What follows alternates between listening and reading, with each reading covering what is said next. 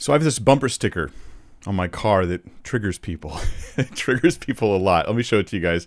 I don't mean it to trigger people. That's not the goal at all. That's not my intention. But the logic is simple. It's meant to be a thought-provoking bumper sticker, something that makes somebody say, what does former embryo on board mean? I mean, that's what the bumper sticker says as you see it on screen before you. The logic of the sticker is simple. It's that, you know, pro-choicers, people who tend to say abortion's okay, they really have two main things that they do, right? They want to move away from the idea that the thing inside the womb is like a living human being with value. And they want to move away from the idea that the behavior you're enacting, the abortion itself, is the killing of that thing. And so they'll talk about things like a clump of cells. The baby's a clump of cells. Or it's a pregnancy. We're just terminating a pregnancy.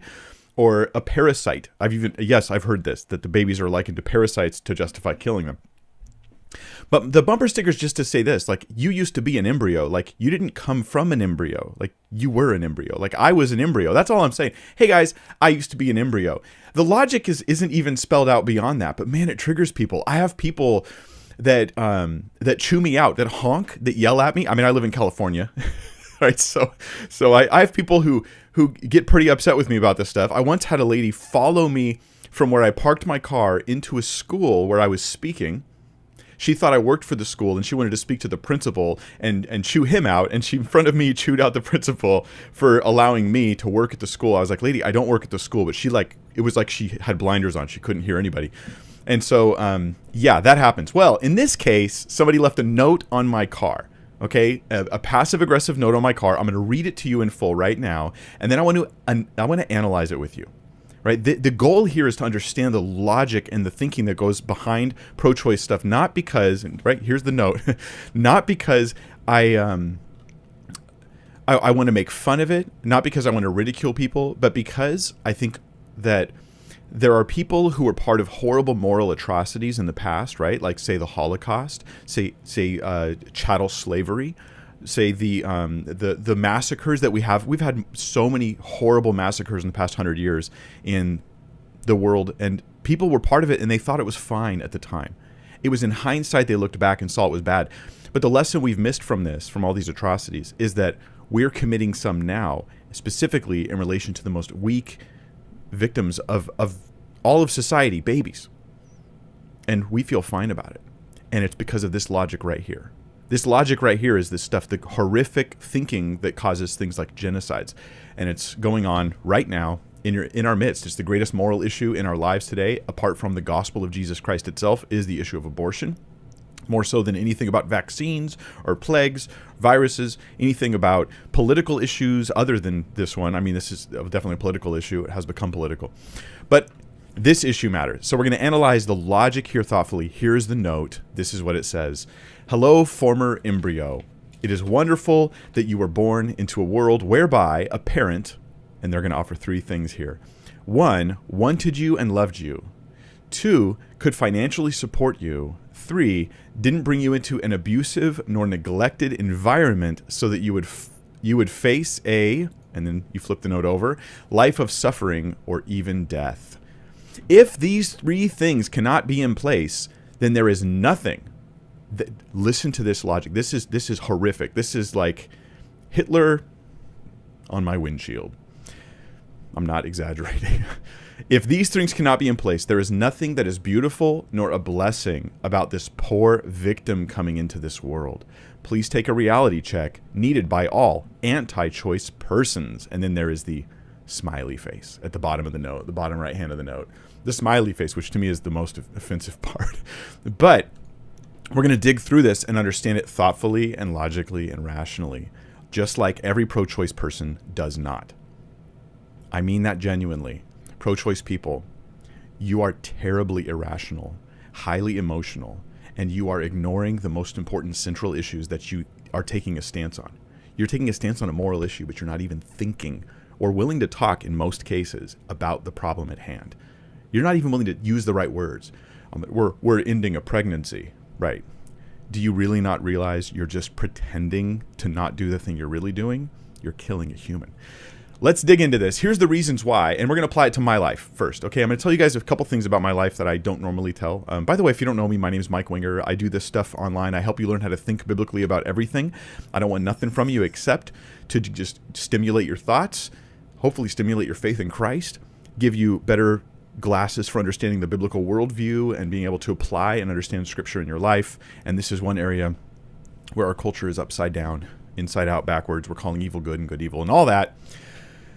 And we're going to apply this to my life. She assumed a lot of, I'm assuming it's a girl. I don't know. It could be a guy. I don't actually care if it was a girl or a guy who wrote the note. Let's just say it was a girl. Because I don't know, for some reason the handwriting made me think it was a girl. Maybe. Anyway, we'll see.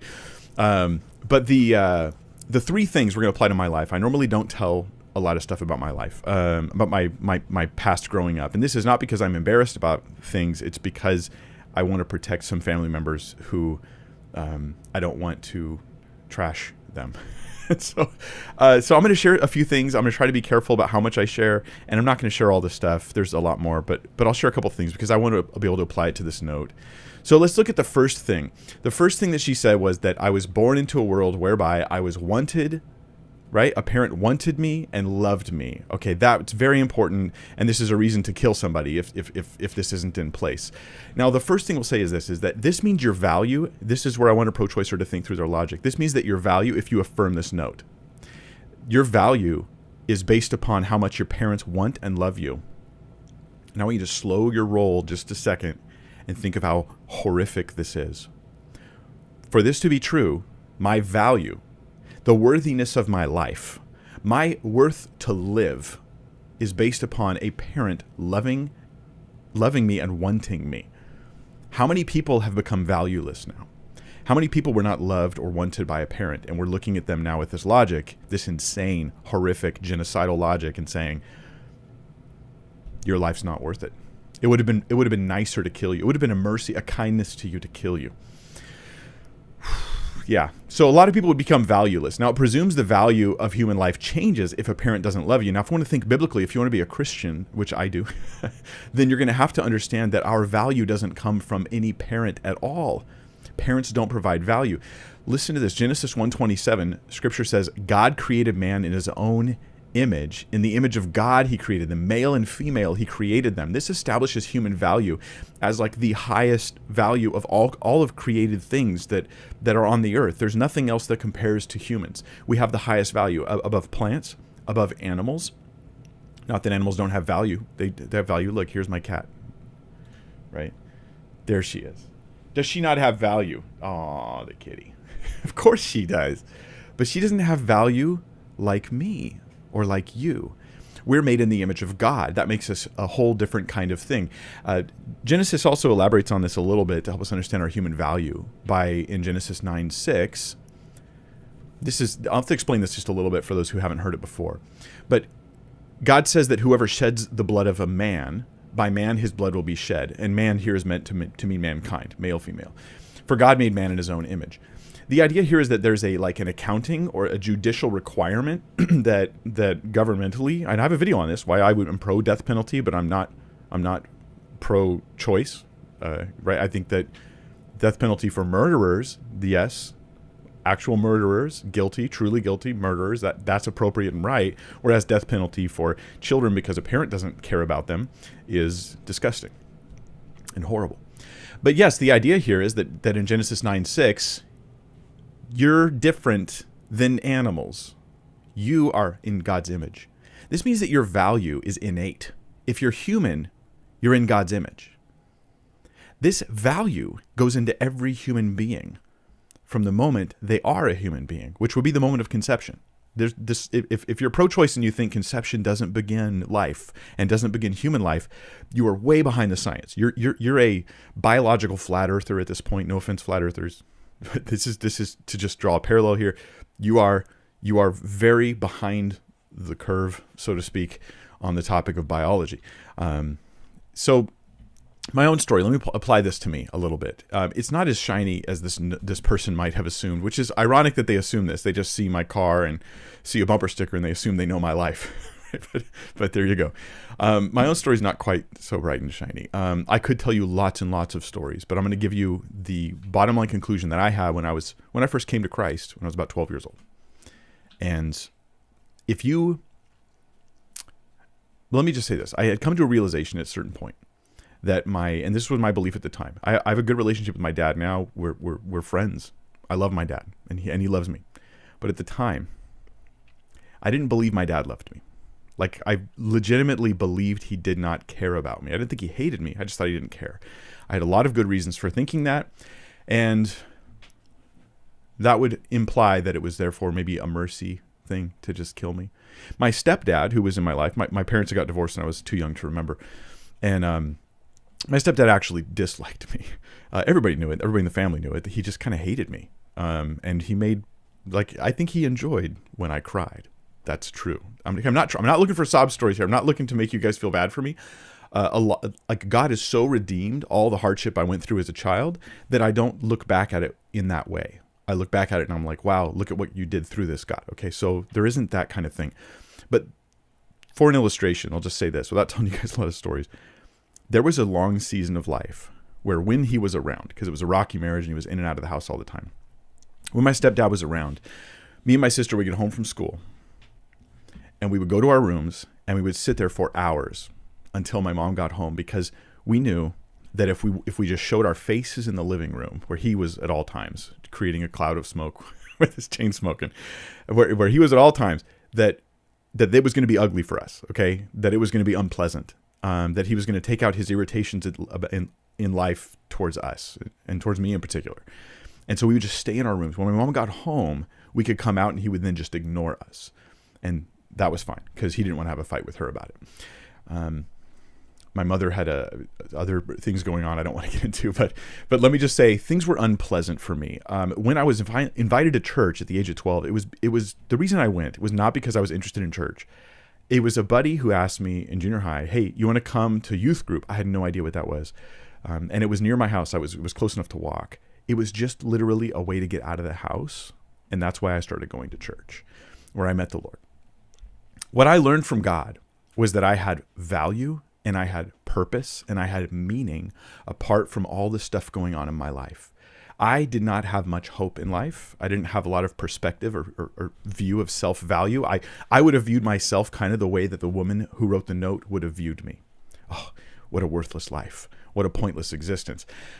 But what I learned from God, and this was without anybody teaching it to me, is just what happened in my life when my life was transformed by Christ. Psalm 27:10. For my father and my mother have forsaken me, but the Lord will take me in. This is what I experienced, okay? God took care of me. God became my father, my God, present with me, showing me that I was loved, that I was cared for, that God so loved me.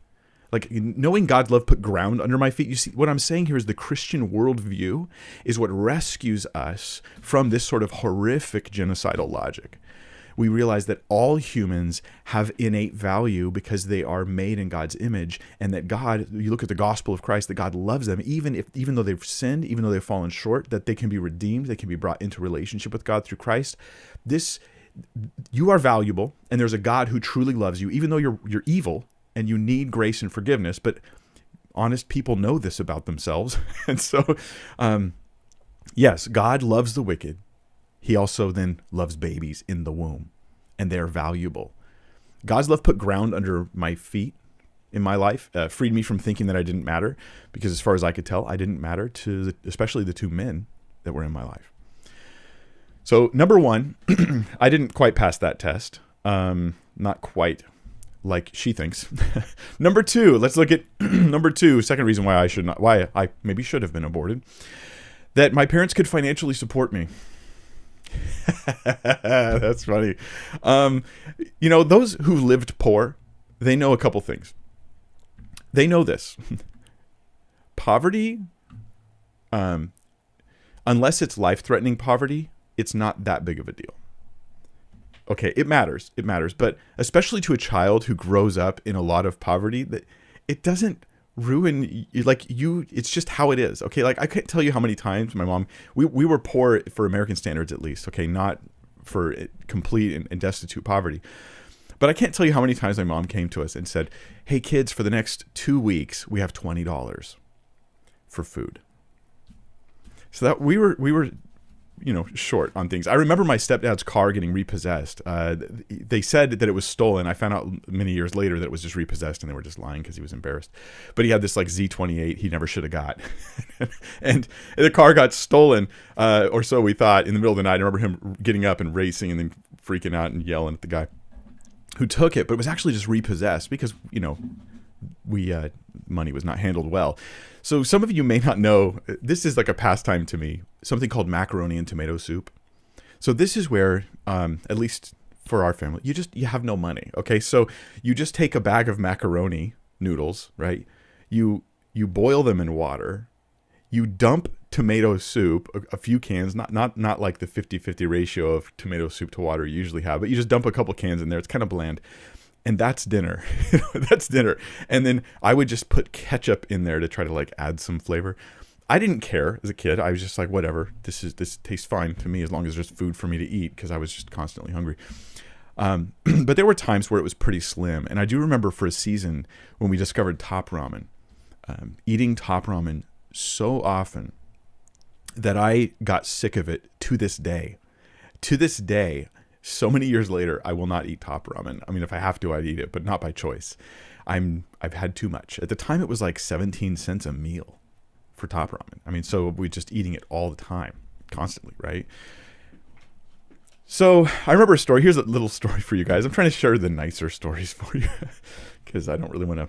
I'm not trying to put people on blast for things that happened so long ago, and their lives have changed, and my life has changed, and I want to acknowledge that and give God praise for that.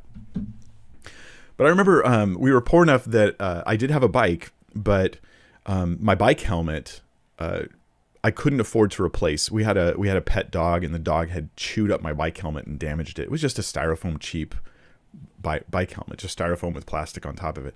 And the dog had chewed it all up, so I was like, well, I guess I can't wear it anymore. It's not going to protect me.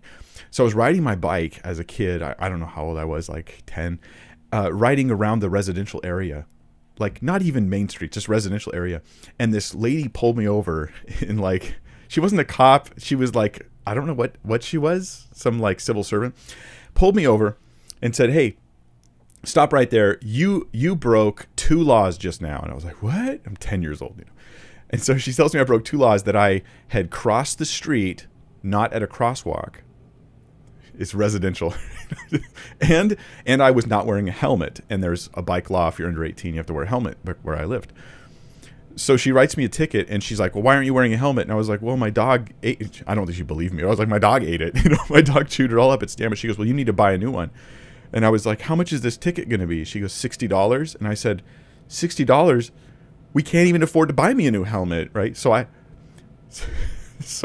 it took forever to pay that thing off. But then from then on out, I would ride around with this janky, broken, chewed up bike helmet on my bicycle. Literally just like chunks taken out of it, all the styrofoam exposed, the straps. I'm just like, if I fall, this is no protection. But I was like, I can't get another ticket. Well, that's how it was. Now that's not abject poverty. We were poor. Okay, we were definitely poor. There were things going on there, and it was a lot of mismanagement of money and stuff like that was going on there too. But should I have been aborted? Right? There's 2 major issues in my life that are on her list of 3. Should I have been aborted? Do you guys think it was okay to kill me? Because I was that embryo in the womb. I was that baby in the womb. That was me. I didn't come from a baby. It's not like when birth happens, all of a sudden there's a person there. We're just talking about moving from this part of the womb to that part of the womb. Should I have been aborted? But it gets way worse than that. What about people who are in abject poverty? The Democratic Republic of Congo represents the poorest country in the world. Did you know that? The poorest country in the world. Let's apply her logic. This insane, morally insane woman who represents a very large portion of our society today, to the Democratic Republic of Congo. 33 of the 40 poorest countries in the world are in sub-Saharan Africa. Should they all have abortions? Is that merciful? In 2018, it was estimated that in the Democratic Republic of Congo, that the Congolese population has 73% of them who live on less than $1.90 a day. 73%. 43% of Congolese children are currently malnourished, according to worldbank.org. Things are getting worse right now because of COVID in the Democratic Republic of Congo. Now, we have two options with these beautiful children made in God's image. We can try to kill them by supporting Planned Parenthood, or maybe we can help them by supporting Samaritan's Purse. I have a link down below. I'm not making anything off this, but there's a link down below to Samaritan's Purse if you want to support their efforts to help the Democratic Republic of Congo to give them supplies, infrastructure, food, education, care, and also the gospel of Jesus Christ. Then, there's something you can do if you'd like to help them. But no, actually, if you believe what the moral insanity of our culture, then you think that the merciful thing to do is to kill the kids earlier on, right? Kill them when they're even younger, right? If a baby dies at 1 year old, that's tragedy. But if the baby dies when it's 7 months of life inside the womb, well, that's okay. That's not tragedy. That's merciful. That's the insane logic. So we're confronted with the problem of poverty, neglect, or lack of care, and we have two solutions: kill them or take care of them, right? If you're born into a family where a parent doesn't love you, the solution is for the parent to love you. If you're born into a community which is in poverty, the solution is to try to help that community come out of poverty. If you're born into a situation that is rough, the solution is not to kill the kid. The third reason given in the note, let's see. The third reason, here we go, first page. She says that she's grateful that I was loved and wanted. I'm not entirely sure how much that applies to me. Number two, that my parents could financially support me. That's not true. Number three, they didn't bring me into an abusive or neglected environment that you would face a life of suffering or even death. Well, I was definitely in a very unhappy environment. I was not happy as a kid. I was a sad, lonely, and somewhat depressed kid. That was my life before Christ. It was my life was transformed when I came to Christ. I think it was how messed up things were for me personally, or at least that I felt that things were that wrong and that off. That was one of the reasons why I clung to God so much. And that at the age of 12, 13, 14, 15, 16, like as I'm following Jesus and I'm taking things so seriously, and I would see kids that were like raised in the church taking it so for granted, that the gospel of Christ, the truth about God. And to me, I had felt life without it before I got that. And so I just thought it was weird that they would take it so for granted. I realize that's just part of our human condition. We're really good at taking things for granted. But yeah, that's simply not true, okay? Simply not true in my life. But this is like, literally, this is suicide logic. This is the logic of, you know what? If life's bad, you should just kill the person, right? In this case, you're going to kill the baby, but the logic applied to yourself here is the suicide logic, which would cause a lot of people to give up on life far too soon. Far too soon, especially in Christ when there's eternal hope, eternal happiness, eternal joy. You have to hang in there. My situation's so bad I give up. In this case, it's literally a guess. This baby, I'm going to just predict the future about this baby and say, I think their life will be bad in the future. And because of what I project and think will happen, I'm going to kill the baby as a kindness. This is genocidal, horrific, murderous logic with a smiley face. Notice what she says would be so tragic is that if I was brought into a situation of abuse, a life of suffering, or even death, and I could just feel her like, oh, even death. The reason why this shocks me is because she literally holds up the death of this child as a tragedy, and her solution to the tragedy is to kill the child earlier on.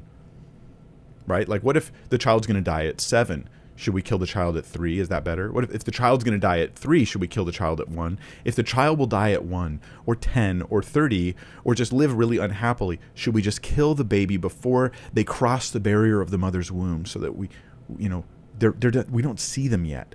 They don't count yet. This is why she says if these three things cannot be in place, this is where the pro-choice logic goes into self-deceit, self-deception. She says, then there's nothing beautiful nor a blessing about this poor victim coming into this world.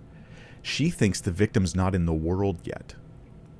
The author of the letter, the note, the person, guy or girl, whoever it is, they think, like many people do today who support abortion, that babies in the womb are literally not existing yet. They're not in the world yet. Well, they're not across the barrier of the womb into open air, but they're certainly in existence, right? So this poor victim's in the world, but we need, this is the reality check we need. We've got to realize that babies in the womb are alive. So listen, this is produced by Live Action. I'm gonna share a video with you. It's a few minutes long. It's super good, like amazing graphic and very accurate depiction of what life in the womb actually looks like. Because back in the day, they thought that this wasn't going on. They didn't realize how advanced, how intricate, when human life began. They didn't know these things many years ago. And many pro-choice people want to keep themselves in the dark about what's going on inside the womb. But listen to this. This is baby Olivia. Every stage of development in the human womb described in great detail, beautifully. I'm going to show you this, and I'm going to contrast it with what abortion really is.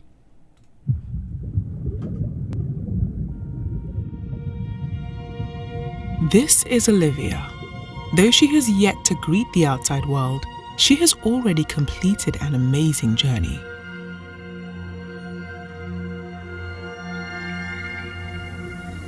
This is the moment that life begins. A new human being has come into existence. At fertilization, her gender, ethnicity, hair color, eye color, and countless traits are already determined. She begins to implant in the uterus about 1 week after fertilization. Her cells organize into what we call an embryo. At 3 weeks and 1 day, just 22 days after fertilization, Olivia's heartbeat can be detected.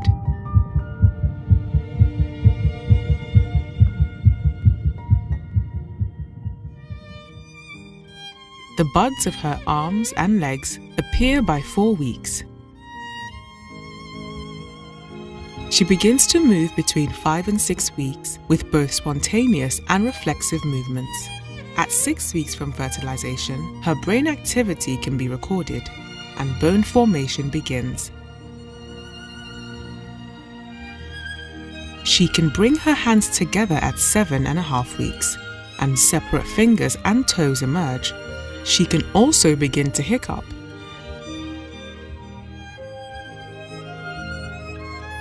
At the beginning of the 9th week, Olivia will have grown from a single cell into nearly 1 billion cells, and she is now called a fetus. She will suck her thumb and swallow, grasp an object, touch her face, sigh and stretch.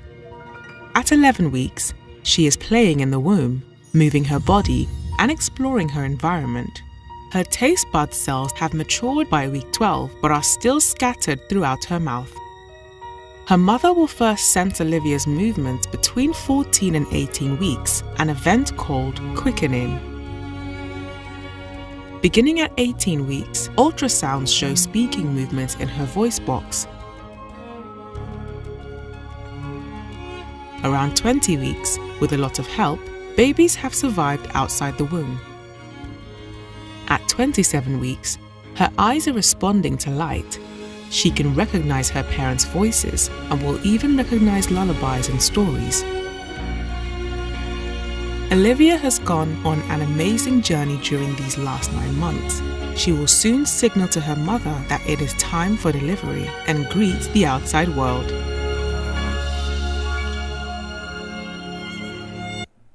Okay, you guys can check that out. Liveaction.org. They have these videos. They've given me permission to do what I'm doing right now with them. And here's the thing. Every single stage of life that you just saw displayed in front of you beautifully, every stage is what the Democrats, okay, I'm not a Republican exactly here, right? But my point is this moral issue and the wrong side of it is being promoted by particular political interests in our culture, right? It's like they're their agenda. This is like a major, major agenda, which is why I think I have to describe myself politically as not Democrat. Like, I don't know what else to say.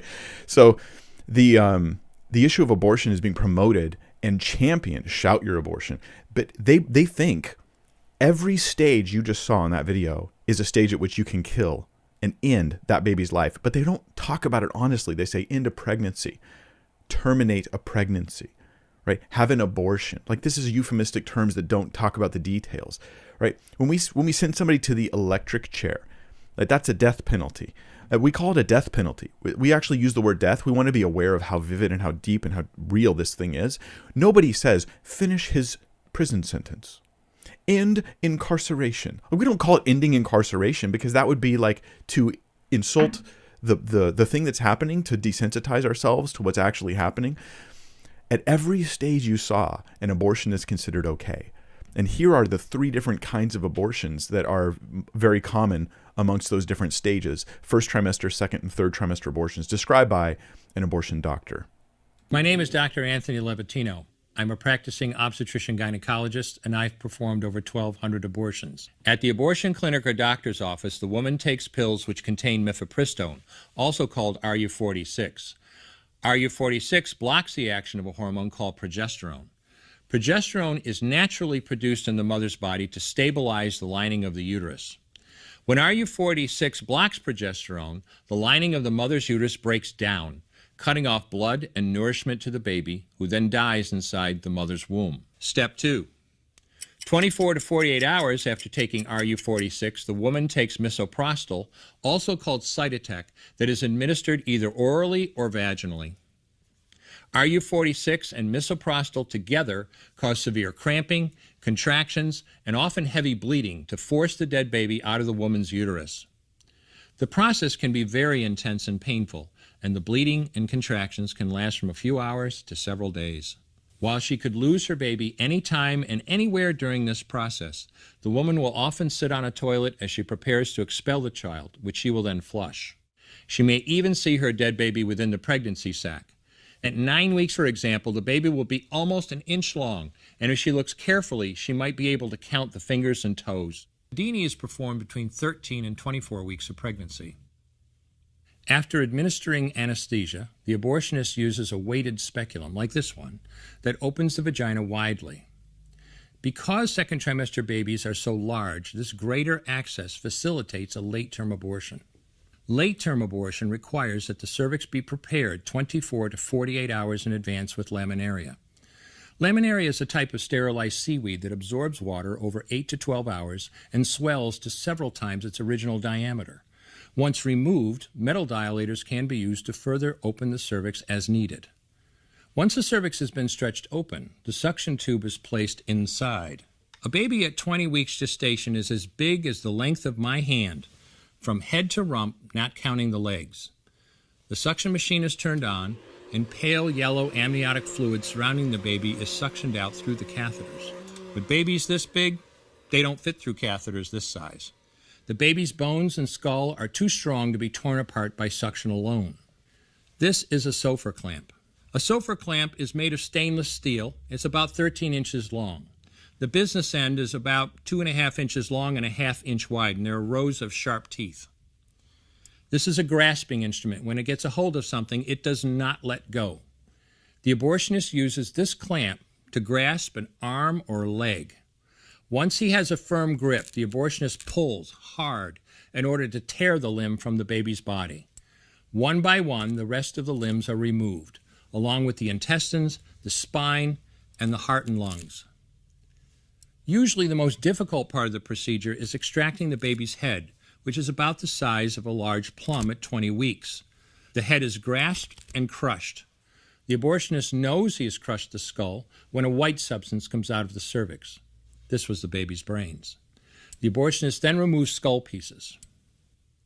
He removes the placenta and any leftover parts of the baby with a curette, scraping the lining of the uterus for any remaining tissue.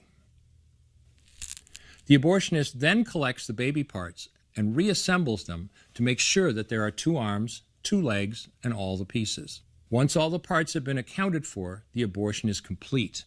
Today I'm going to describe a third trimester induced abortion, which is performed at 25 weeks to term.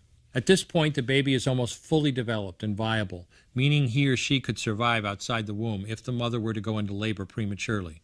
Because the baby is so large and developed, this procedure takes 3 or 4 days to complete. On day 1, the abortionist uses a large needle to inject a drug called digoxin. Digoxin is generally used to treat heart problems, but a high enough dosage of digoxin will cause fatal cardiac arrest. The abortionist inserts the needle with the digoxin through the woman's abdomen or through her vagina and into the baby, targeting either the head, torso, or heart. The baby will feel it. Babies at this stage feel pain. When the needle pierces the baby's body and the digoxin takes effect, the life of the baby will end. The abortionist then inserts multiple sticks of seaweed called laminaria into the woman's cervix. They will slowly open up the cervix for delivery of a stillborn baby. While the woman waits for the laminaria to dilate her cervix, she carries her dead baby inside of her for 2 to 3 days. On day 2, the abortionist replaces the laminaria and may perform a second ultrasound to ensure the baby is dead. If the child is still alive, he administers another lethal dose of digoxin. The woman then goes back to where she is staying while her cervix continues to dilate. If she goes into labor and is unable to make it to the clinic in time, she will give birth at home or in a hotel. In this case, she may be advised to deliver her baby into a bathroom toilet. The abortionist then comes to remove the baby and clean up. If she can make it to the clinic, she will do so during her severest contractions and deliver her dead son or daughter. If the baby does not come out whole, then the procedure becomes a D&E, a dilation and evacuation, and the abortionist uses clamps and forceps to dismember the baby, piece by piece. Once the placenta and all the body parts have been removed, the abortion is complete. I'm Dr. Anthony Levatino, and in the early part of my career as an OBGYN, I performed over 1,200 abortions. One day, after completing one of those abortions, I looked at the remains of a preborn child whose life I had ended, and all I could see was someone's son or daughter. I came to realize that killing a baby at any stage of pregnancy for any reason is wrong. I want you to know today, no matter where you're at or what you've done, you can change. Make a decision today to protect the preborn. Wow. The insanity of pro-choice logic, at least in the case of this note, obviously there's individuals who, there are even some who go so far as to fully admit, yes, it's killing a person, I just think it's okay. Okay. They're willing to admit it. I think they stand as good examples of how horrific pro-choice thinking actually is, but more often we see this. In her note, she literally pretends that the baby, letting the baby live would be victimizing the baby, whereas killing the baby is just keeping it from coming into the world. But as you see from the development, from the moment sperm hits egg, now there's a new human life with its own DNA, its own genetics, right? Now it's a boy or a girl, right? Genetically, there's actually real things going on there that are like, this is a human, this is a living human being. And for people are like, well, they're humans, but they're not persons. Like, this is the same logic that justified slavery, justifies the murder of genocide of whole people groups. Let's talk about this because this is the reality check. The real reality check that everybody needs to get, I think, is just to recognize that, like Horton said a long time ago, a person's a person, no matter how small. We're just saying they're tiny, or they don't have certain capabilities yet. Okay, so these are the differences between you and an infant in the womb, a fetus, an embryo. These are the differences between you and an embryo. Size, level of development, environment, and dependency. These are the 4 things you can say are actually different.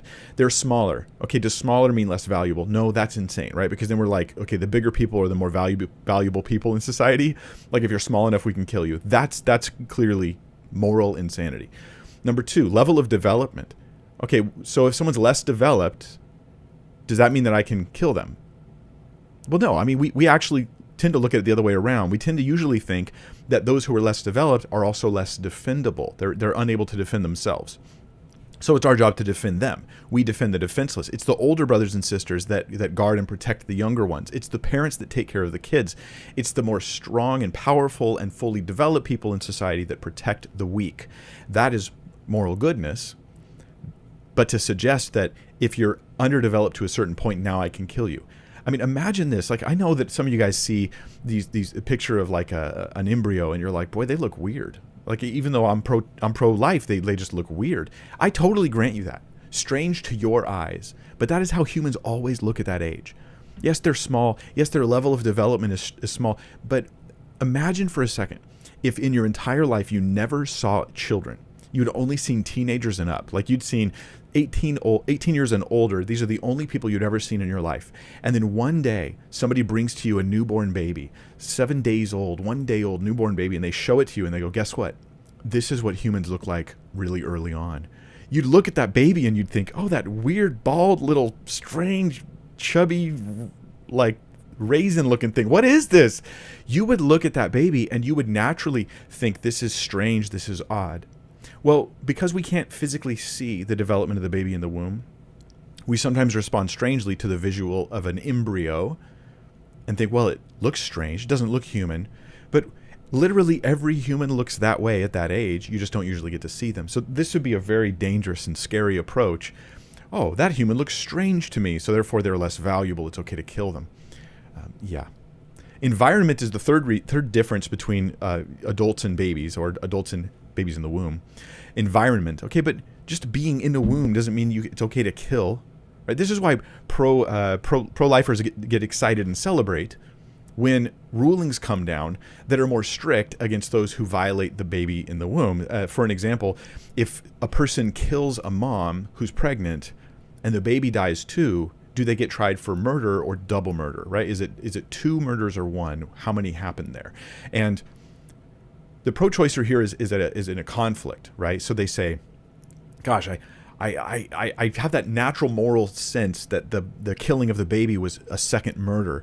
But if I say it was, then I'm hurting my own pro-choice position because I'm telling the mom that she can kill the baby, but somebody else can't. So some would say, let's try it as a single murder. We won't even give the baby the quality of life, even though it was killed. Others would say, no, it's okay because he killed they make it all about the mom, right? He killed the baby, but if the mom kills the baby, that's okay. And that is, like, in our society, imagine if we just said that mothers could kill their children as long as it's the mom that does it. So if a 2-year-old dies and the doctor's like, I suspect that the mother did this, it wouldn't matter because it was the mom. But if somebody else did it, then it matters. Like, this is moral insanity. So finally, there's dependency, right? So the size, level of development, environment, and dependency. Dependency is the final difference between you and an infant in the womb, you and an embryo. They're incredibly dependent, but so are a 1-day-old baby, a 6-month-old baby, a 2-year-old, a 7-year-old, an 11-year-old, and oftentimes today, 27-year-olds. That's the way it is. They're very dependent, but it doesn't mean it's okay to kill them. This means we must provide for them, take care of them, give them extra grace and extra, care. We see dependency as a reason to protect, not a reason to kill. This is the moral insanity of our culture. These abortions would literally, according to at least this logic, would just be in case things are bad, and they're not justifiable. But what about all the babies that grow through hard times into wonderful lives? I mean, I don't know if my mom had gone to somebody, and some pro-choice person, maybe you out there, my mom had gone to you for counsel and said, I've got a daughter already. I'm pregnant with a son now, and my marriage is falling apart. Things are really bad. I'm not really in good shape right now, and I'm going to get divorced. I'm not going to have the finances to take care of them. Life's really hard. What do you think I should do? How many of you out there would have told my mom to kill me? You're horrible. You need to repent. Only God can forgive you, but He can forgive you, and He will forgive you. But yeah, you're absolutely, you're disgusting. And the sad thing is I'm disgusting too. Like, we've all sinned and fallen short. The thing abortion shows us is that humans in general are really messed up. Like, we desperately need the grace of God. We're not just all sinners in the sense that, like, hey, everybody makes mistakes, but we're all sinners in the sense that, like, everyone's, like, capable of horrific, terrible, evil things. Often we're only held back by the negative consequences we don't want to get. One of the most disturbing things when you look at history, not just about abortion, let's move off that topic just for a second to make an illustration, to make a point. Atrocities throughout history. You've heard me, guys, so far through this live stream. I've been saying abortion is like, it's like the Holocaust. Abortion's like genocides. Abortion's like the horrific. It's like Mao. Abortion's like Stalin. Abortion's like Hitler. I've been saying that, and some of you are probably really bothered by me saying that. But I think it's actually factually true. I think that the parallels are close enough that we should say it's about the same thing. Let me give you some examples of this. And this is going to come from Clay Jones' book.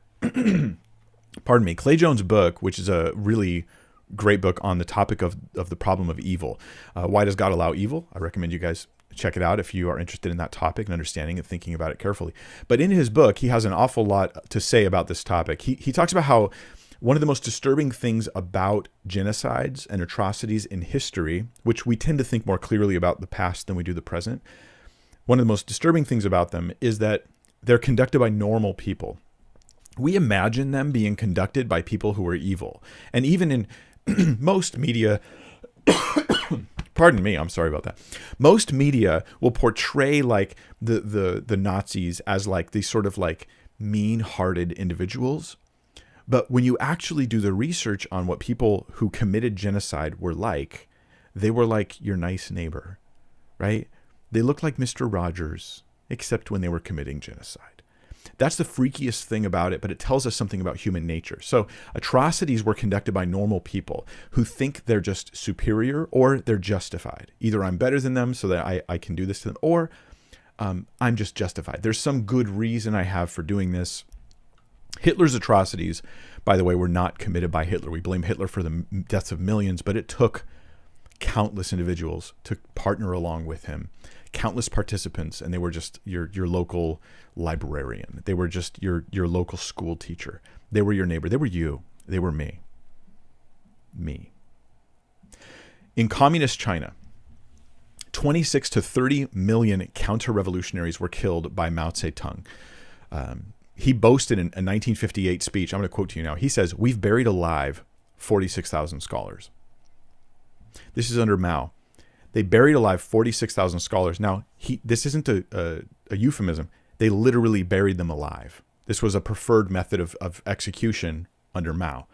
So he had 46,000 scholars they buried alive because the government wants total control, so they had to eradicate those who were leading thought away from the control of the government. Notice the we, because Mao never buried anybody alive. No, he had tons of people doing it. People who loved their kids, people who had pets they took really good care of, people who were generally helpful members of society. In Japan, within a period of a few weeks, I'm quoting Clay Jones now, he says on page 54 of his book, within a period of a few weeks beginning in December 1937, the Japanese army raped, tortured, and murdered more than 300,000 Chinese in the city of Nanking. This is in one city in a period of just a few weeks. This is the conflicts between Japan and China. Us in the West don't know that much about them, but this was a horrific thing. They raped, tortured, and murdered over 300,000. Iris Chang, in her book, The Rape of Nanking, she writes this: "The rape of Nanking should be remembered not only for the number of people slaughtered, but for the cruel manner in which many met their deaths." And yes, I think this is just like abortion. It's identical. She says, "Chinese men were used for bayonet practice and in decapitation contests. An estimated 20,000 to 80,000 Chinese women were raped. Many soldiers went beyond rape to disembowel women." You might need to click off the video right now, and that's totally okay. It's going to get worse right now. That was your warning. I'm sorry for breaking your heart. We have to be aware of these things because they're really happening in our lives right now. That's what abortion is. And we can make a difference if we can take a long look at it enough to get motivated.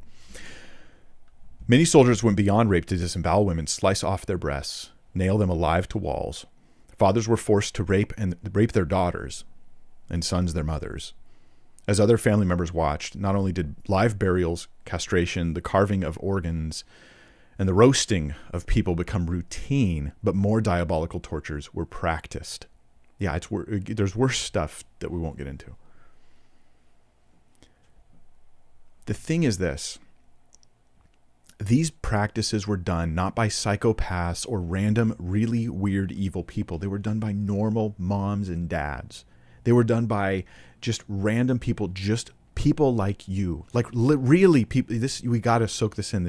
We did this. This is humanity. These are humans. Humans do these horrible things. We're doing it right now with abortion, right now, every day. I think it's last time I looked a few years ago, it was 50 million abortions appearing across the world every year, approximately 50 million.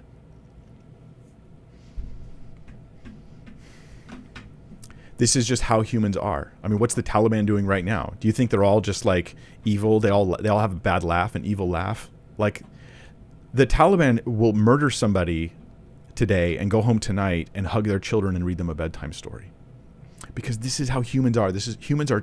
We're sick with sin, and we need salvation through Jesus Christ. We're all like this. We need to turn our hearts to Christ to be forgiven. This is the biggest and greatest need of mankind, is to be reconciled to our Creator, because we are a fallen people. A lot of people do. They will picture psychos and evil TV villains as the people doing these horrible things throughout history and ongoing today. But this is what Clay Jones says about how normal people commit genocide. Let me quote him again from page 60. He says, "It has been fascinating to me that absolutely every genocide researcher I have ever read, and I've read a lot of them, and absolutely every genocide victim I've ever read to a person concludes that genocide is what the average person does." It's what the average person does. The normal people. Abortion is supported. The crushing of a child's head, the sucking a part of their body and the removal from the womb, a pill to cut off the supply of life from the mother to the child, and then force a dangerous and unpleasant birthing procedure of a now dead baby who is kept from taking the nutrition, like the Plan B pill that often, not in every case, but you can't tell when, but in many cases, many cases, is going to be just killing a newly existing human being. The most common abortion procedures today, like they're the things that I just showed in front of you a few minutes back. America does this to thousands, hundreds of thousands every year. Every year. Just in the U.S. Oh, we're on the right side of history now. We know what we're really fighting for, right? We're really fighting for gender equality, and we're really fighting for, gay rights, and we're really fighting for, the oppressed, and all these cries are going out. But these aren't really the values that are represented in our culture when you look at it in reality. These are talking points and worldview changing issues and all that other stuff that's going on. But the real moral victims of our culture, oh, no, we're going to shout our abortions. We won't call them killing a baby. Usually, most people won't. We'll call it ending a pregnancy. We'll call it mercy. We're not bringing them into this world. We'll have this moral insanity. This person, and the worst part of the note to me, like I said before, was the smile at the end, a little smiley face, the smugness of genocidal thinking. This is why people need Jesus. I'm not better than this woman. I was this woman until it was the gospel of Christ. It was the people being made in the image of God. It was thou shalt not kill that got me to become pro-life, right? It was the moral clarity of God's word that was like, change me on this. I would be the same. I'd be like these oppressive people, a man trying to tell a woman what she can do with her body. Or like, yeah, let's just pretend this is about the woman's body. Let's just act like this is a male-female issue and not about the life of the baby in the womb. Let's just live in la la land as we continue the long human pastime of committing murder and doing horrible things and feeling good about it. This is why we need Jesus. What the note showed me about pro-choice thinking is something I already knew. It's been kind of weathered, this note. I kept it for a little while so I could share it with you guys. There's nothing new about this stuff. It is our desperate human need. This is why I have a channel, Thinking Biblically About Everything. Is our desperate human need is to learn how to say this is evil, that is good, how to rightly discern between good and evil, how to do this through the work of the Holy Spirit in our hearts and lives, through the clarity and the direction we get through the Word of God, and then to be, of course, forgiven for our own failings. I deserve to stand in judgment before God, just as you do too, whether it's the things I've done in my heart, in my head, or in my life. I'm not just the poor victim of a tough childhood. I from the beginning, I have been messed up, and it is the grace of Christ that has made the difference. I hope that this points you to Christ in some way. That's the note. And that's my video. Stand up. Don't be afraid. Hey, if you're looking, some of you guys are looking for that bumper sticker. I don't think it's available anywhere. I went to wnd.com, which is, I think, where it came from. Somebody gave it to me. And I don't think it's available anywhere. But we have a link to a make your own bumper sticker thing we found on Amazon. Don't know if it's any good. I'm not making any money off of it. We're just trying to, I just know people would be asking for it. So I put that in the video description down below. You guys can check that out. And I will be with you guys on Friday for our Q&A, learning to think biblically about everything. This is a hard topic. I'm trying to keep my heart not as heavy while I'm talking to you about it. But I think that it's just shocking to me that this issue, even pro-life people, we're so in the tendency to just set this issue to the side. Oh, it's not going to change. It's not going to change. Can I just say something about that? It doesn't matter if it changes. The question is, are you going to be part of the fight or not? Are you going to be on the true right side of history, which is going to be the side that agrees with God?